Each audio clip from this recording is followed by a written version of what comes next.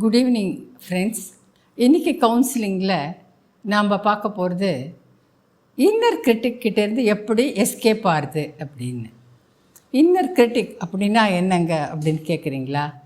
நீங்கள் எந்த வேலையை ஆரம்பித்தாலும் உங்களுக்குள்ளேருந்து ஒரு குரல், இது உனக்கு சரியாக வராது, இதை நீ பண்ணாத, நீ என்ன பிகாம் ஃபைனான்ஸ் எடுத்துக்க போறியா, கூடவே சிஏ சேர போறியா, இதெல்லாம் உனக்கு சரியாக வராதே, நீ என்ன புதுசாக இந்த மியூசிக் கற்றுக்க போறியா, டான்ஸ் கற்றுக்க போறியா, இதெல்லாம் உனக்கு ஒத்து வராதே, இப்படின்னு உங்களுக்குள்ளேருந்தே ஒரு குரல் உங்களை அமுக்கிட்டே இருக்கும்.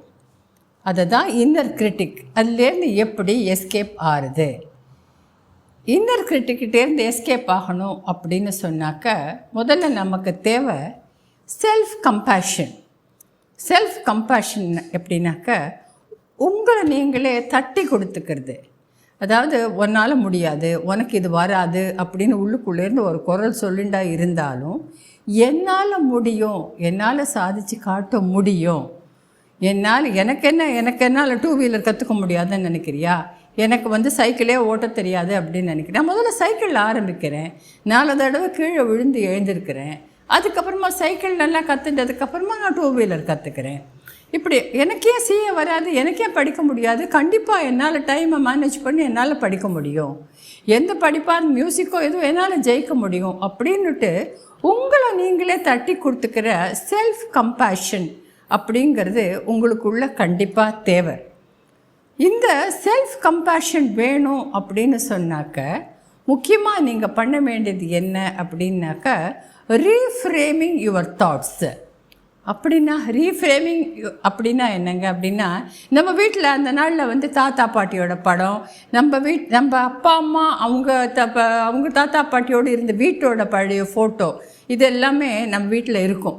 அந்த ஃபோட்டோ நல்லா இருக்கும், ஆனால் அந்த சட்டம் அதெல்லாம் துருப்பிடிச்சு போயிருக்கும். நாம் என்ன செய்வோம், அந்த படத்தை இன்னும் ஒரு 50 வருஷத்துக்கு பாதுகாக்கணும்னு நினச்சாக்க அந்த படத்தை மட்டும் வெளியில் எடுத்து புதுசாக கொடுத்து அதை புதுசாக உடன் பேக்ரவுண்ட் கொடுத்து ஃப்ரேம் பண்ணி வீட்டில் மாட்டுவோம். அந்த மாதிரி தான் இந்த ரீஃப்ரேமிங் ஆஃப் அவர் தாட்ஸ் அப்படிங்கிறதும். நம்மளுடைய எண்ணங்களை நாம் தான் மாற்றணும். எனக்கு இது வராது, எனக்கு இது பண்ண முடியாது, இன்றைக்கி அப்போ நீங்கள் ஒரு தீர்மானம் பண்ணணும், என்னால் கண்டிப்பாக முடியும். இன்றைக்கி நான் என்னுடைய ஹஸ்பண்ட் கிட்டக்க நான் பசங்களை பற்றின விஷயங்களை நான் டிஸ்கஸ் பண்ணிட போகிறேன், என்னால் என்னோடய பொண்ணு கிட்டக்க ஃப்ரெண்ட்லியாக இருக்க முடியும், இப்படின்னு உங்களுக்குள்ளேயே உங்களுடைய தாட்ஸை நீங்கள் ரீஃப்ரேம் பண்ணிக்கணும்.